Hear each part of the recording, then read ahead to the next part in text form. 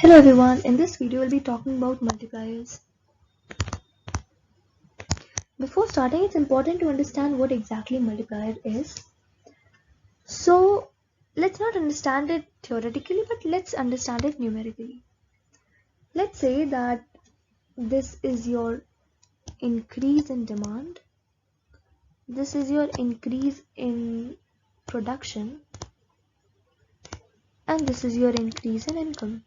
Now first of all, let's establish a relationship between them. So if I am a consumer and if I'm demanding more, then the producer will produce more, right, in order to fulfill my demand. And if he'll produce more, then his income will increase. How? Because he'll sell it to me, I'll give him income, right? I'll pay him, that will be his income, and he will pay his workers, so that will be his workers' income. So automatically income in the economy will start to rise, right? Now let us understand the working of these three things. So I told you in the very beginning that we have this autonomous consumption, right? A over here is autonomous consumption, which we require irrespective of our income, right? So if I'm demanding this much, then the producer will produce this much, right? Now if he'll produce this much, he will get this much income, and this is how a first round goes on. Now I have earned this much income, so we have studied before that we consume part of our income, right? So next time I'll demand this much part of my income, right? Similarly, production will increase by the same amount.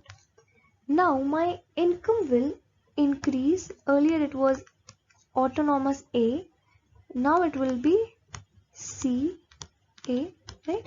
Which becomes, right? Now coming back to demand, now this demand will increase by twice. Earlier I was demanding C times, now I'll demand twice of C into autonomous. Similarly, our production will increase by the same, and so it will be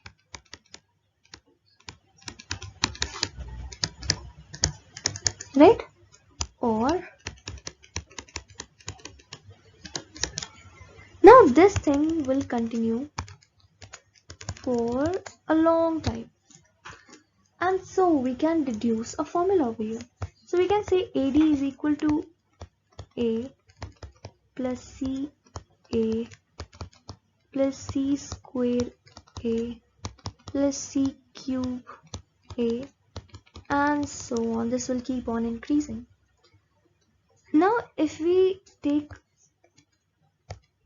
use GP, and if you remember the formula for GP, for infinite series it used to be the first term, let's say A, by 1 minus common term, right? The first term over here is autonomous A, so this divided by our common ratio, which is C,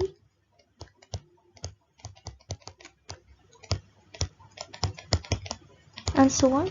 So it's going to be C, so it's 1 minus C, right? So previously we just deduced that AD is equal to 1 by 1 minus C by this, right? Now we can also write it as this, and we know in this economy right now we are assuming everything to be in equilibrium. So if AD is equal to Y, then change in AD is equal to change in Y, so which is equal to change in Y. Therefore change in Y is equal to 1 by 1 minus C multiplied by autonomous A, right? And so by this we get our multiplier, which is 1 by 1 minus C, or 1 by MPS. This is the multiplier that we are going to have. And this A over here is the initial deposit. Okay, always remember this. It is your initial deposit.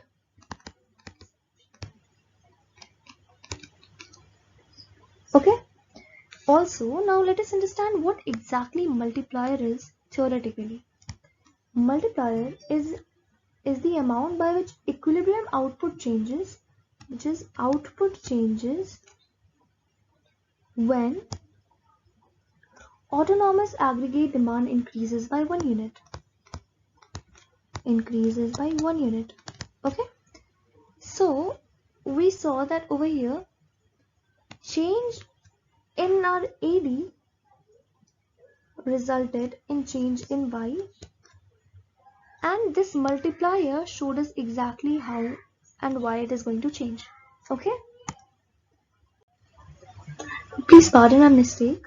Over here the multiplier that we are talking about is change in Y caused due to change in aggregate demand, which is this initial deposit. Okay, because it's part of our demand which is autonomous or exogenous. Okay, so 1 by 1 minus C into this means change in our output caused due to change in autonomous demand, and we calculate it using this multiplier.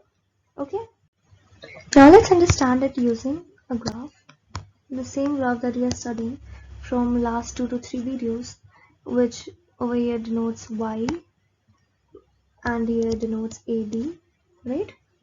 Now we have C over here, we have AD over here, but for now let's think about this to be AD, okay, where this is autonomous demand plus CY, and this is AD dash, where this is A dash plus CY, okay, which means our autonomous demand has increased.